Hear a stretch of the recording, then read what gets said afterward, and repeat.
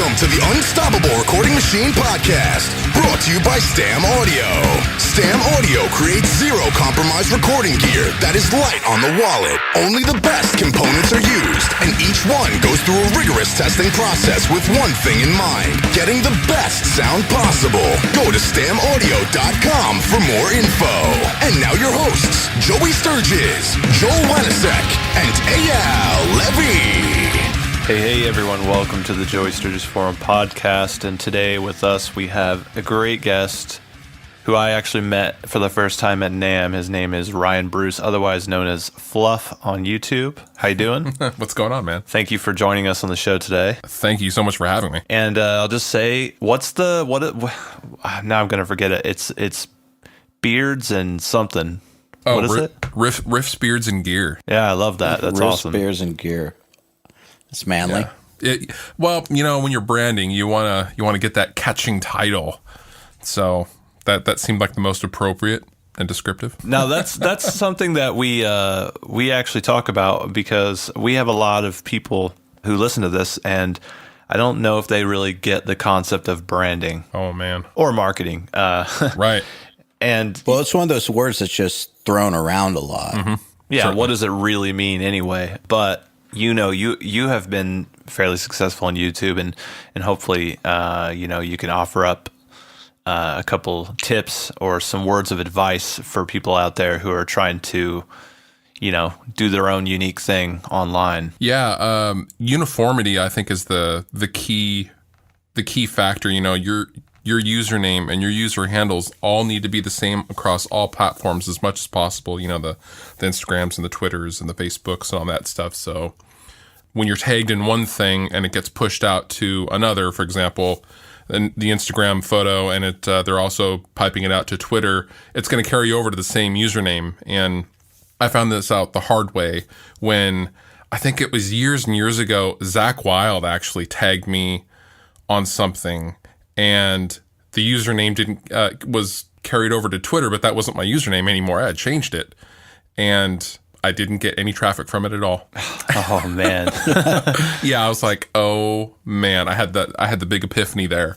So, uniformity and choosing a correct name, if that's what you want to do as far as branding a channel, you really got to decide what you want to do, and then really, really just pound that concept and branding into the ground. Yeah, I think I've also noticed a lot of people who try to do too many things, and they don't really focus on their, I would almost call it the motto or whatever, Or like the core. Yeah, what is the core of what you do, and for me, it's help people make great music, and it's that simple. You got to get it defined and narrowed down to like one sentence that only has like 5 to 8 words, and that's what everything you do goes back to that. Absolutely. I was going to say, would you agree with that? So yes. Yeah. You can't spread yourself too thin, especially, you can kind of change things up once you do have a larger audience, or once you establish the audience. It's definitely much easier to kind of slowly branch out. And I can only use myself as an example, but originally, believe it or not, the original motto for my stuff was less talk, more gear. And I was really, really hardcore gear oriented. And I went with that because I was really afraid to actually talk in front of the camera, believe it or not. And yeah. And I thought, oh, well, I'm just going to tell everyone that I don't want to talk because I hate people that talk to the camera. And I kind of hid behind that for a few years, and I did an FAQ in the hopes that it would lessen some of the questions I was getting at that time, and people loved it, even though I was terrible in front of the camera. So I just kind of dove into that, but I had already been around for several years when I started to branch out and to do other stuff. So what, you just kind of filmed gear and talked about it, but never appeared? No, I never talked about it. I did a strictly in the mix, and then maybe, for example, but I mean, at this time, I was begging to have anything sent to me for the channel. So I would do an overdrive comparison, and I would just simply do an in the mix A/B, and then that was the video. Okay. It's real simple. And the talking thing just kind of happened out of a necessity, really. It was weird. Yeah. Now you're comfortable with it, though. You know what? It's helped me. I have a huge social anxiety, believe it or not. Or I did, at least, for a long, long time. And the YouTube thing has really helped me kind of overcome that, and that I'm not afraid to be in the middle of a crowd anymore like I used to be. It's cool. It gives you the opportunity to practice. It's like, it does. Even if there's no one there, you're just looking at a camera. You have the opportunity and a reason to actually speak. And I think the same thing was true for me coming up as a producer. Just having the opportunity to work on someone's song is what made me become good at working on someone's song. Right. It wasn't like I just jumped in and was like, oh, I'm the best producer ever. It's like I probably was very horrible when I started. I don't want to remember those days, but just having the opportunity to try, I think, is important. Do you ever hear anything like of yours that's really old, and do you ever cringe? I don't know. I don't cringe per se. There's definitely some stuff where I'm like, why did I do that? But I am pretty proud of my body of work, though. I would say As overall, you should be. Yeah. Yeah. Overall, I think it turned out pretty good. But there's, I think, like, for example, the snare sound on Dear Love, that Prada record. Okay. Yeah, that's not the greatest ever. I see a lot of my old stuff. I'm just like, what was I thinking? What? Like, seriously, I would love to ask myself, what were you thinking? As if you're a whole different person. Yeah, or I'll hear something and remember, oh man, I thought I had it figured out then with my PC and Logitech speakers. Yeah. So, share with us like a few things that you've been working on, because I know you mentioned a few times, like on your socials and stuff, that you have a band and you guys are like doing some band stuff. So tell us a little bit about some of that. I formed a band called Rest Repose with my buddy Jared Dines, and we've only been around since July 2015, I think, and we did a 5-song EP, and I had some songs laying around from the YouTube thing, but they weren't fully fleshed out songs. So we took those ideas and kind of fully fleshed them out as a band and added verse sections and stuff like that. And we put out an EP called the Sleep City EP in mid-December, and that did really well. And we are currently planning a top secret West Coast tour this summer in July, in fact, and it's going to be our first tour. And we also kind of tracked a live in the studio EP with a few extra songs that have been written after the EP, and we'll be mixing that shortly. I gotta find time for that, but hopefully that'll coincide with the tour in July. So just been doing that a lot, band thing and mixing and YouTube stuff. So have you seen any gear like lately that blows your mind? Like anything new that you feel is game changing in any way, or just kind of answering the question about a problem that's been around for a while? I mean, kind of like when the Kemper came out or something. Yeah, it's really rare when something is as game changing as the Kemper. I think for me personally, a lot of stuff, I get hit up a lot by pedal companies that always want to tell me they have the most revolutionary new overdrive or something like that. Or pickups. I'm so over. You're over the most revolutionary overdrive pedal? Oh my God. I'm over overdrive pedals and pickups. How many times have you tried the most revolutionary overdrive pedal? Several hundred times to be exact. And that's cool. And I get it better every time, right? Every single time it becomes closer and closer to it's like the light bulb. Yes, exactly. That's exactly it. It's, that's just like the original Tube Screamer that came out in 79. Like but better. But switches. It has more switches, and that's always good. I'm really digging the mini stuff. I love where technology is at to allow no real sacrifice of tone and sound from a guitar player standpoint. For example, the mini heads, like the PV6505 mini head is, really properly blew me away.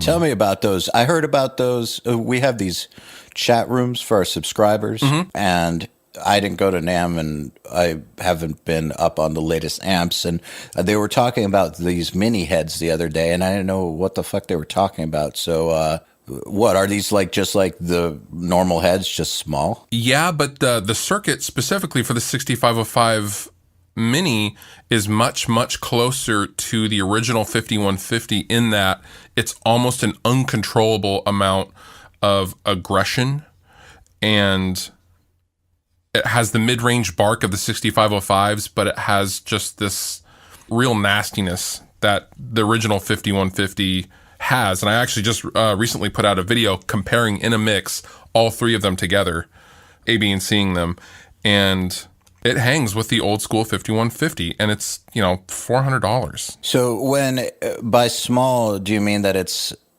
physically smaller and it's like less wattage? Yeah, it's powered with EYAL 84s, which normally cannot come up with the low end that a 6L6 can, but Peavey actually added a resonance control, which no other lunchbox, to my knowledge, has, and so it's very physically.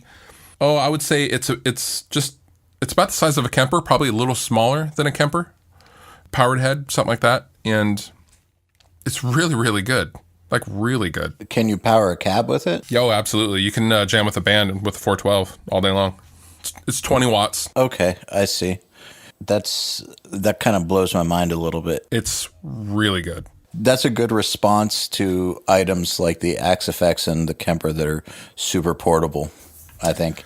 And starting the band thing again, like I got it originally, but really the practicality of this, the Kempers and the Axe-Fx's, I do get it, because I think about those every single time I am huffing a 412 cab into the back of the van or something like that. But, there's always sacrifice. There's always pros and cons to everything. And I don't know, man. I just like tube amps. So you used to work at Boeing.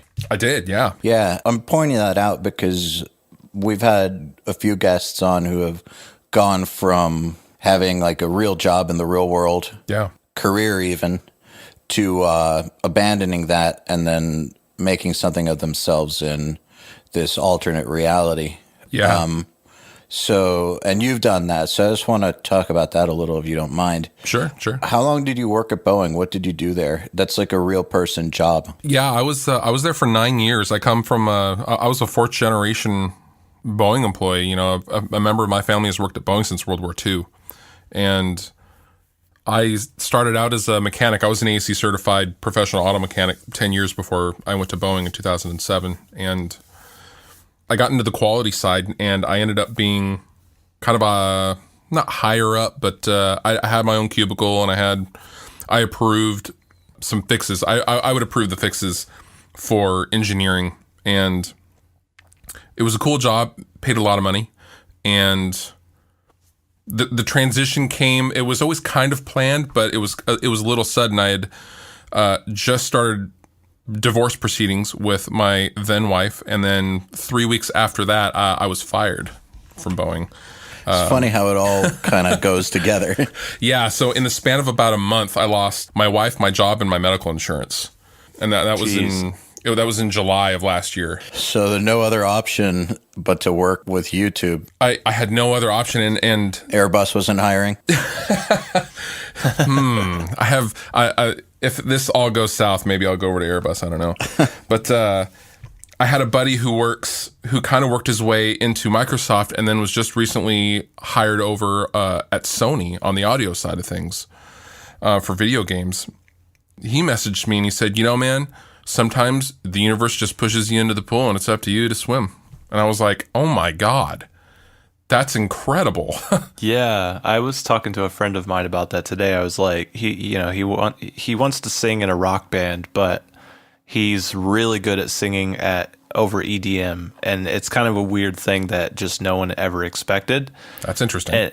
And he's like, yeah, my bandmates get mad at me for doing it, but I love doing it and stuff. And I was like, well, you know what? Sometimes life gives you a pivot point. It's not something that you necessarily set out to do, but you end up being really good at it. And I've learned to just embrace it. I've been pretty decent at producing records, but I feel like I'm a little bit better at this other stuff with the education things and the plugins and all that.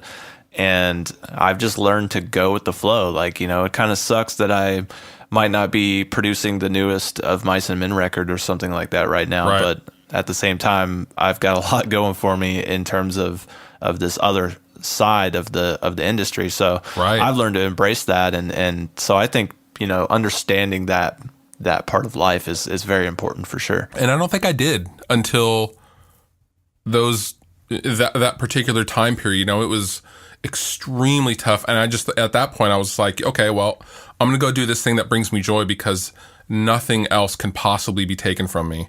And from that, I knew, obviously, if it was easy, everyone would be doing it. And I knew it would be kind of a difficult start to kind of make that large of a transition. You know, I'm a homeowner. I have a newer car. I have a couple of dogs. And I have a 14-year-old daughter. And I have a lot of responsibility that you still have to keep up in the air and balance. So you've got a real adult life. Yes. And I was the stereotypical married family guy going to work 9 to 5, coming home and then watching Mythbusters until we fall asleep guy for a long, long time. And it wasn't until I had sleep apnea surgery in 2010 where I kind of had all this energy and I kind of basically woke up. And that was the huge turning point. That happened for my cousin as well. He had sleep apnea, then he got surgery and just 180'd his whole fucking life. Yeah. It would just Yep. That's what happens. And it's an amazing experience, but that was not who my then wife married. Like I changed. I changed drastically. And she was pursuing and still is pursuing, you know, very high level corporate aviation stuff and travels the world and all this stuff. And I was not the guy that she married at all. Yeah. So you embraced that pivot point, though. I did. It kind of had no option, I guess, in some way. No, I had no option. So I'm the brand manager and artist relations guy for a company called Two Notes Audio Engineering as well. And I kind of had that as kind of, okay, my mortgage is paid. So I can at least go full tilt in this YouTube thing and this audio thing. And I do mixing jobs on the side and for some other YouTubers. And at first, the first couple of months, oh man, I was barely even able to afford a loaf of bread, but I knew if I stuck it out, it would just grow just because of the amount of time I was putting into it. And it did. The Hail Mary worked. How long did it take before you were, I mean, you know, it's obviously still growing, but how long did it take before you were out of panic mode? Probably almost 6 months, honestly.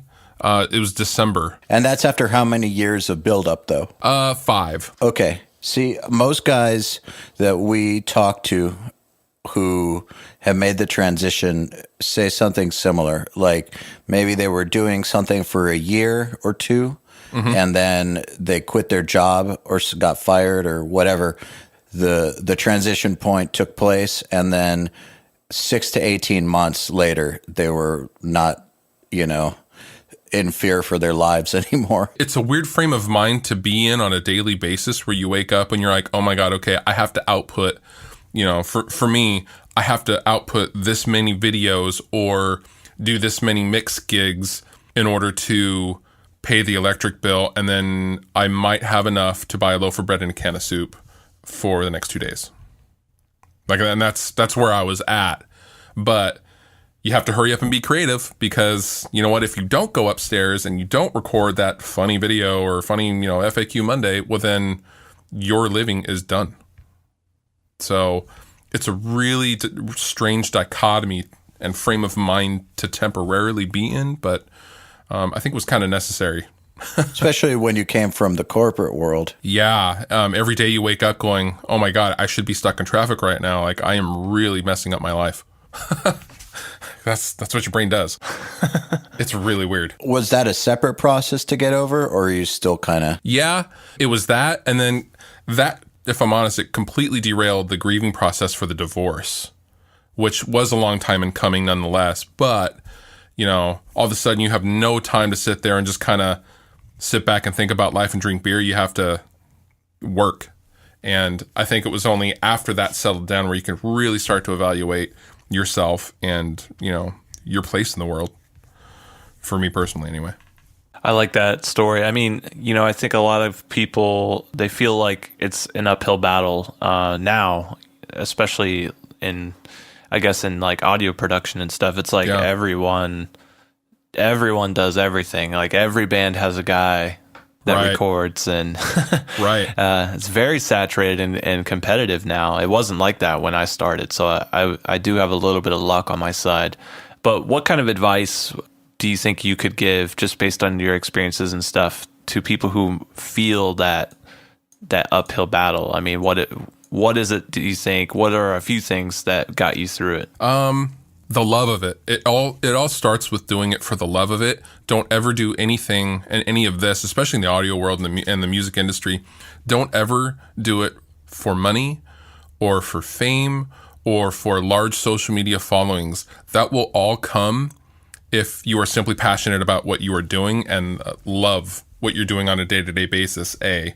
B, be prepared to do a massive ton of work for absolutely free for a long time.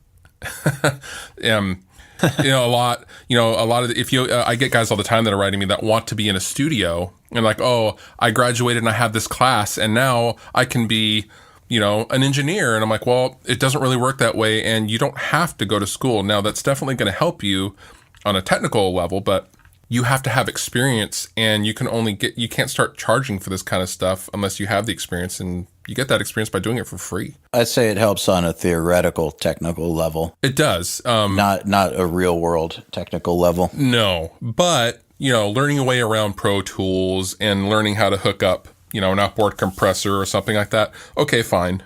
If that's what you want to go and spend your money on, who am I to say don't do that? But real world experience and really having a whole bunch of bad days to start having good days is necessary. And also learning what the 7% of Pro Tools that actually is important to know how to use means a lot more than learning 100% of it and not knowing what to use and how. Right. Totally agree. So I see a lot of people spinning their wheels, but yeah, I think you're absolutely right that the practical experience side is, in my opinion, everything. It is really everything, and having the audio thing with the YouTube thing, all that allowed me to do is get more and more experience for free faster, because you're obviously visible, so people are going to hit you up for, this mix gig, or can you reamp these guitars, or can you, can I come over and track this or that for cheap? And so I think the first time I ever charged for a mix, I charged $30 for a song. Wow. Yeah. So that's that actually answers a question for a lot of our listeners. We have a lot of dudes who were wondering if they're too old or something, like in their 30s or early 40s or something, even late 20s. Like, we have dudes who are asking if they're too old to do this. And it's like, no, not really. I mean, you're not 65, right? You're probably, no. So your story is a perfect example of that. I'm 35. I turned 36 in November, and I started doing this when I was 30. At 29, 30, I just turned 30, I think. And 5 years ago, I was literally trying to plug my guitar with a 1/4-inch to 1/8-inch adapter into my Gateway PC. Yes. That was me. I started the same way. I did that too. I think there's got to be a meme in here somewhere. I'm going to make one after we're done. Except I did it into a Sound Blaster 16. I don't know what Sound Blaster for me. You did. You had Sound Blaster I had too? a Sound Blaster, yeah. I did too, guys. I did too. Something to that.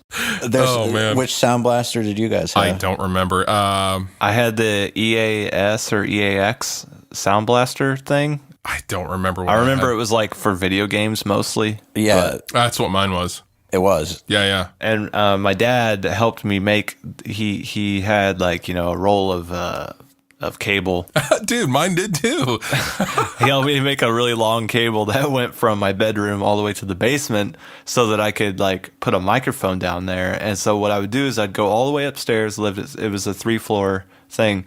So I'd go all the way upstairs, hit record, then run all the way down into the basement and then play my drums with nothing else. I wasn't listening to anything. I was just listening to myself play the drums by myself. That's awesome. And then run back upstairs, hit stop, and then like try to play guitar over top of it and like make sense of what I played on the drums. And I I would always I'd play like 15 to 20 minutes of just all kinds of drum beats and things, and then just try to make a song out of it. And I wasn't. That's amazing. I had no structure to my approach. That's amazing. I essentially did the same thing with guitar. I actually originally tried to record at home back in 1995-ish at a VHS tape from a band called Filter, and they had a VHS tape called The Phenomenology, and it was basically their tour of the Short Bus record, their first record, and they have these incredibly quote-unquote compact and mobile recording rigs, which consisted of 2 refrigerator-sized racks of ADAT machines and all this stuff. And I thought, that is the most amazing thing I've ever seen. I want to try that. And quickly discovered in 1995 that there was no real home recording option at all for a 15-year-old kid to afford anyway. And that was the first time I ever tried that. And I used to do the same thing. I would try to record stuff. So I would record with a microphone straight into the PC and then randomly give friends like these awful tapes of just this noise. I don't know why I did that. No, that's great. I remember I would have people come over and we would make like joke songs. That was always the perfect excuse to record, because it was like, if it turned out bad, it didn't matter, But if it turned out great, it was brilliant. Yes, and you would talk about it at school and all that. So that's amazing. That's interesting to hear that a lot of us started in the same way, and I think that sort of the curiosity to like experiment and find new sounds and new ways of getting sounds is an important role in this as well. Right. I mean, otherwise, what interest level is there? It's not like you're gonna build a massive amount of wealth out of it or anything like that. Well, the one difference is my dad didn't build me any cables. I don't think that he understood the concept of electricity and music working together I still think he struggles with that idea. So, I got no help in that area. Damn it. But I do remember that back then I was definitely doing whatever I could to try to generate sounds and figure out how to make them happen. No tutorials, no help, nothing. Flying blind. Yeah. I think about when I try to learn something now. And literally, I type it into Google, or I download the manual to a piece of gear or something, right? Like, if I want to remember something that a friend of mine does, I'll just look up something they did on video, or what they said on a podcast we recorded, or what they said on Creative Live, or who knows, like any wide range of this shit that's available now. And, I can learn it in like 5 to 10 minutes and be on my way. Whereas back then it was literally flying blind, like you said. And I think that even though the information is out there now, the curiosity that it takes to get good when you're flying blind is equally as important now. I feel like the people who harness that are the ones who are going to get ahead, especially now that it's so saturated and so easy. It's so easy to get at least mediocre now. That's absolutely right. The flying blind thing, when I chose to get back into the audio thing, I had a little bit of experience in video editing. I briefly lived in California and recorded a record in the Sound City facility back in 2005 with my old band, and to pay for studio time, I professionally edited adult movies. And I kind of figured, that's an awesome job. It was pretty cool. And I figured, well, it can't be that much different from video. It's just waveforms instead of video. So did you get to edit any of that super awesome porn music? Yeah. I was in charge of all that stuff. Yeah, absolutely. This is back in the days of the DV tapes, the mini DV tapes. And I worked for Red Light District, who put out all the celebrity sex tapes and stuff. That's who I worked for. You helped ruin lives. I did. One night. Awesome. I didn't edit it, but One Night in Paris had just come out at the time. And they were making huge amounts of money, and we would go over to David's house, who owns Red Light, and like Leonardo DiCaprio would be playing basketball every Wednesday. It was bizarre. That is bizarre. Yeah, it And was. you were working at Boeing at the same time? No, I had. This is before Boeing. This is 2 years okay. before I started at Boeing. Okay. That was my original. Did you put that on your resume? I did not put that on my resume. And I don't really often talk about that part because, especially on the channel at least, because like my little nephew even watches my stuff, and I get letters from really young people, so I'm always Our careful. audience will forgive you. That's cool. Okay, this is the boys' club, so we can Basically. yeah. This is Vegas. So I figured it would be similar to that. So when I started, I spent a solid 1.5 to 2 years on Reaper, just kind of woodshedding, and I had no idea plugins even existed. I thought to get these plugins that people were talking about, you had to get Pro Tools. That's how naive I was. And I just used all the stock plugins in Reaper to the best I could for years before ever buying a plugin, which sounds hilarious now, but I had no idea. It sounds smart. Unintentionally. I wish a lot of people did that. Yeah, that's what I was going to say. It's like, a lot of people, they fixate on, one thing that they don't have. Right. If I had just that ozone plugin, my Right. mixes would sound better. Nope. That's that's one of the things that we teach is like, you don't need a bunch of very expensive plugins to get this done. Nope. You only need JST plugins. Only. Now, I will say this one thing, though. One disclaimer. I feel like people misunderstand this because we always say that, ears before gear and stuff, and it's 99% of the time true. But like, I did a mix crit for somebody yesterday where they're trying to do a metal song, and they were using the Logic stock guitar sims and the Logic stock drum instrument, and then pitch shifting a bass down. Oh my. And yeah, so like in that case, you're probably not going to get the result you're looking for almost no matter what you do, unless you get really, really, really creative, I guess. Like, Really? At a certain level, though, it's about tools, right? It's about, like, you can't really, I'm sure you could figure out how to use a screwdriver to hammer in a nail, but if you tried to build a whole house that way, it would just suck. That is a great analogy, by the way. well, I showed him how he can totally change his complete approach to this for under $100. So, Yeah. It's still not like, it's definitely not like fixating on Ozone, which is $1,000 plugin, and thinking that that's what's going to make the difference. Like, I'm just talking about some very basic tools. Sure. Kind of like the same way that if you want to record a guitar amp, you don't have to go buy a Bogner Ecstasy to be able to record guitars well. You can get a 5150, just don't mic up a crate and think it's going to sound good. And you do need an interface.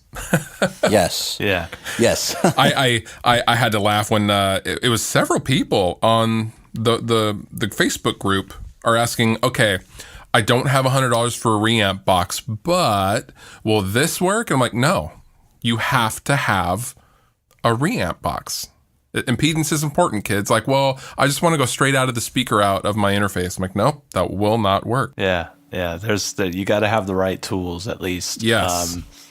And I think you got to spend a little bit of money. You could get by. A little bit stock. goes a really long way, though. Yeah, for sure.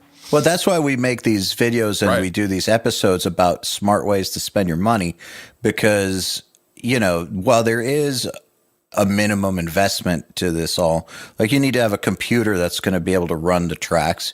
You need to have a DAW. You could get a cheap DAW, but Sure. you need a DAW, at least one that can perform tempo changes. And so don't be getting Mixcraft or something, or don't try to do this on GarageBand. Reaper can do that, right? Oh, yeah. Yeah, of course. Yeah, that's what I'm saying. Is like, I know that some people make fun of Reaper, but Reaper's perfectly okay. Oh man, yes, it is. There's nothing wrong with it. I just make fun of the skins. That's. But Yeah. no, there's nothing actually wrong with Reaper, and it's perfectly fine. Yeah. There is a minimum investment to all this, but it's really not that much if you think about it. But whenever people ask for a solution like that, like how can I reamp, and I give them the solution, and they don't want to hear the solution. Yes. That reminds me of this Sean Connery quote that I'm not going to repeat, but about it. I'll show it to you later. I'll just say that he says, and you tell it to them again and they don't want to hear it again. Right. I just kind of feel like you kind of give them the noose to hang themselves with, because they'll figure it out if they try to reamp out of, the line out into the end of the guitar amp. Right. Or something like that. They're going to figure it out real fast that it's not going to work right. It's going to sound like total shit. Yes, it will. So sometimes I feel like you just you can only push the right idea on people for so long until they actually go and try it and see why you've been saying this the whole time. It's the same thing with like room acoustics, things like that. Or not mixing in headphones, like those kinds of things. Like, I was that guy. Lots of people are that guy. I just did a mix script for somebody who mixed one of our Nail the Mix songs all in earbuds. And I could tell that he had some talent, but like the mix was obviously completely imbalanced. And it took like a few minutes, but I deduced that he was using earbuds, Apple earbuds. Oh man. I don't mean like in-ear monitors. I mean, I was going to say the kind that come with your phone. Oh. And it's like, well, on some level, I wonder why someone would even submit a mix that was mixed that way. But on the other hand, maybe what they need is to mix it like that and then get the feedback, realize that it's just not going to work that way. And then after that, try it with monitors and be like, oh, okay. Yeah, that was me. I'm so stubborn. I have to figure it out for myself. I can't. It's really always really hard for me. Not necessarily now, but when I was first starting out, I was hell bent on just doing it the hard way. I don't know why.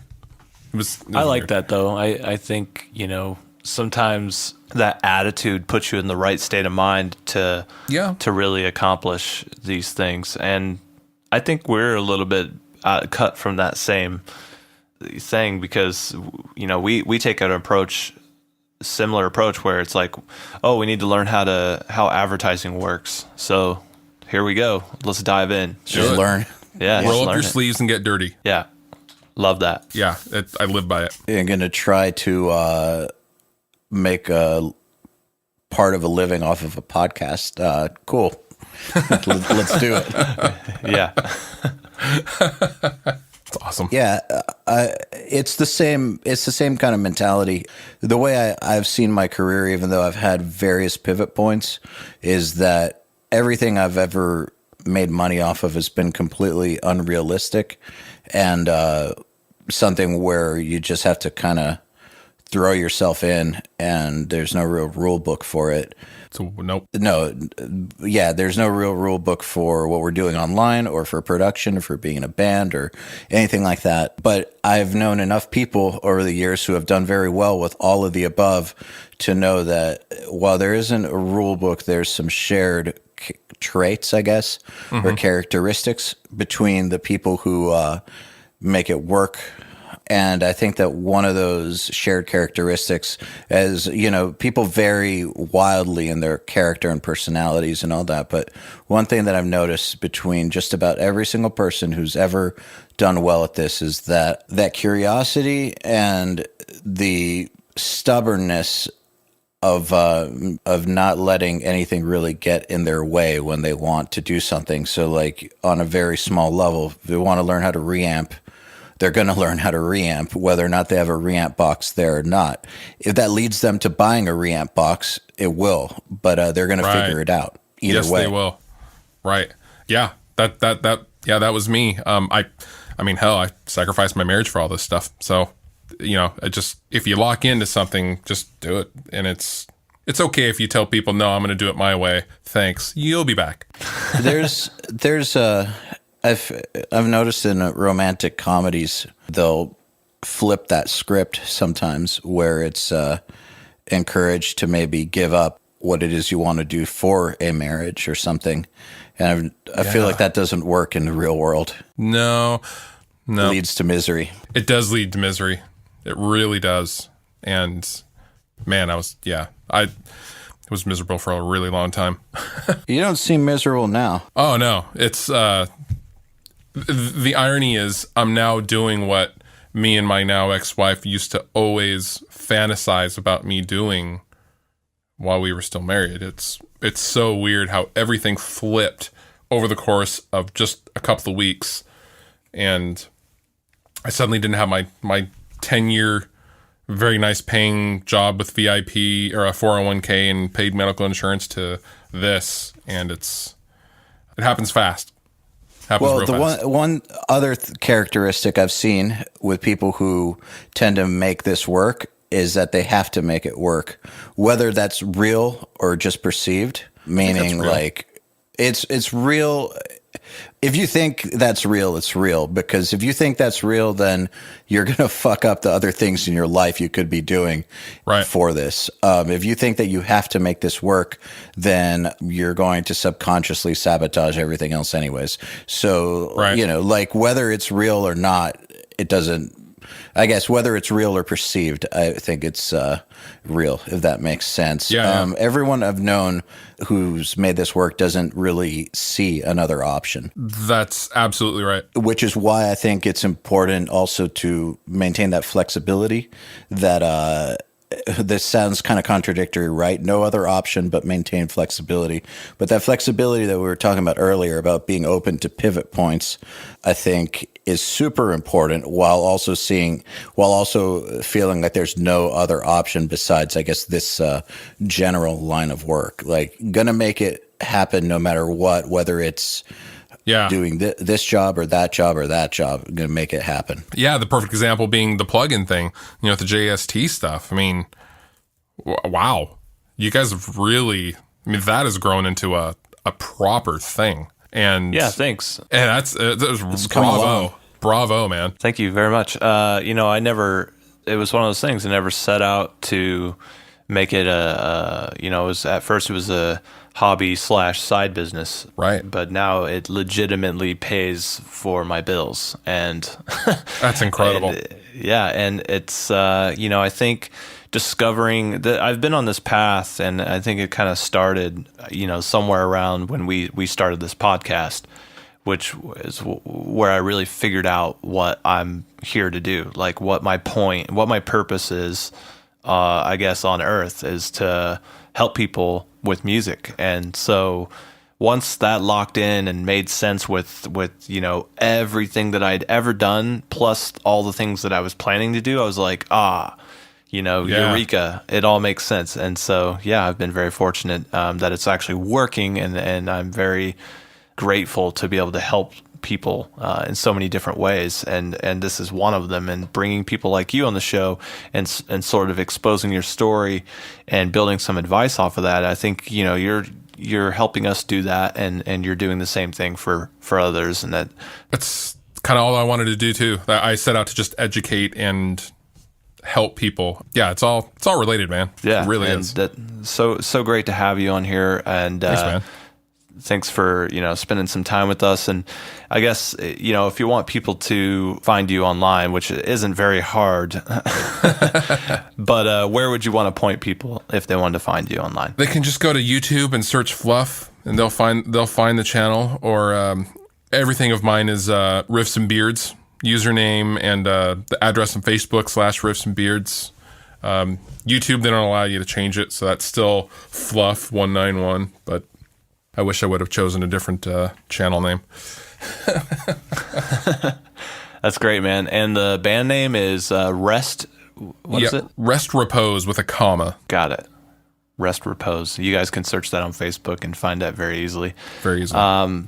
So thanks a lot, man. And, congrats on everything that you have going for you. And also, I just want to mention, you guys listening here, check out the 2Note stuff. Really awesome stuff that they're making over there. They've got some cab simulators that I was checking out at NAMM. Can you tell us a little bit more about that just real quick? Yeah, the cab simulators, and basically start with a single rack version of it's called the Torpedo Live. It's the Torpedo series, and there's also Torpedo Studio. And growing in popularity, it's a hardware version of of an impulse loader, digital impulse loader, and you can hook your tube amp up directly into it and then go right out to the front of the house with no cabinet needed. Gojira's been touring with our stuff for years, so if you've seen Gojira live in the last 2 years, you've heard 2 notes. It's been pretty cool. And they sound great. You've heard only 2 notes coming out. Yeah. But they're 2 good notes. They're very good notes, along with the harmonic raking. Gojira's notes are awesome. Yes, they are. Maybe you could describe for people how that's useful also in a recording setting. I use it, man, I use it probably too much because I haven't mic'd a cab in quite a while. But for example, with the Torpedo Studio, you can sit and you can hook it up via USB to your computer and you can move around the virtual mics on your cabinet. And I can be reamping right into the head and in real time, just kind of move the mic around or mics around and get a tone in the mix, reamp it, give it a pass, and then see what's going on, and then quickly change it. And I can do that silently. So if you're in an apartment or a place where volume is an issue, it's definitely the way to go. Can you enter in your own IRs? Yes, you can. You can load third-party IRs, waves, into it all day long. And that's actually really, really amazing. Yeah, I used the stuff before I started working for them, and that's kind of how I got to work with them or work for them. Is I checked out a Torpedo Live and did a capture of a very old, rare Marshall cab that Fastback Studios has up in Shoreline as one of their cabinet models that you can use, and just kind of grew from there. Really wonderful people at 2 Notes. That sounds like a great evolution on what I used to use. I used to have a Palmer. Yeah. I used to tour with one like 10 years ago, and sound guys loved me because they didn't have to mic my shit, but I still had real amps. Right. And then I guess people also started using ISO cabs, but those never really sounded right. I agree, yeah. So, this is such a great evolution. Yeah, I think going back to your original question, the 2 Note stuff has also completely blown me away. 2 Notes has only been around for about 5 years or so at most. So we're still a small little company. But great reputation. Oh, thank you. Yeah, everything I've heard about it is great, and I know from, I guess, using cab simulators back in the day, how useful they can be. So I just figured that by now they're so much better than what I was using. Oh man, and we also have a plug-in version of just the cab part where you can add up to 4 cabs at once. It's called the Wall of Sound. That's free to download from the website, and it comes with I think it comes with 5 cabs. Thanks again, man. Dude, thank you so much. We'll be talking to you shortly. All right, man. The Unstoppable Recording Machine Podcast is brought to you by Stam Audio. Stam Audio creates zero compromise recording gear that is light on the wallet. Only the best components are used, and each one goes through a rigorous testing process with one thing in mind: getting the best sound possible. Go to stamaudio.com for more info. To ask us questions, make suggestions, and interact, visit urm.academy/podcast and subscribe.